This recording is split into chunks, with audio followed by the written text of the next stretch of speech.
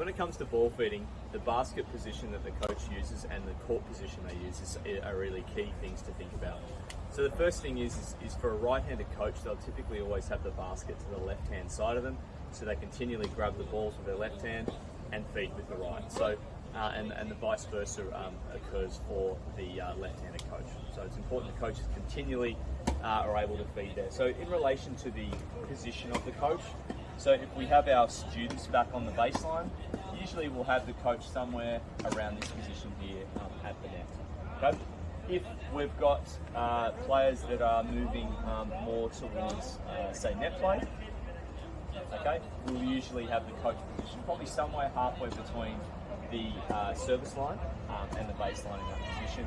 And if we've got players hitting overhead smashes, the coach is going to sort of move back a little bit more, probably towards the baseline, and that's just something to sort of keep in mind. Obviously, coaches don't want to get hit. It's really important that the coach is able to adjust their feed accordingly.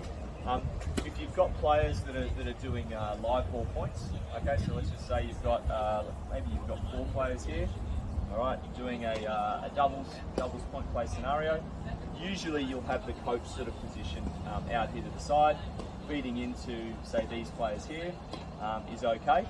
And sometimes the coach in a beginner class might even come across and do a hand feed in this way to this player, or even a hand feed into this player here. But usually to the side of the court in a point play scenario is appropriate.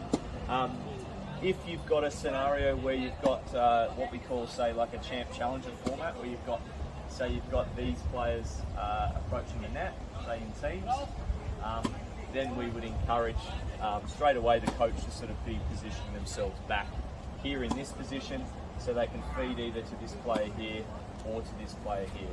So one of the things to consider when we consider where should the coach feed in a live ball scenario, it's all about the angle that the ball comes onto the player. So one of the reasons why, if we were doing a champ challenger format where these players were, say, coming into the net, all right, if the coach was positioned here, he can feed easily to that player and easily to that player without too much angle.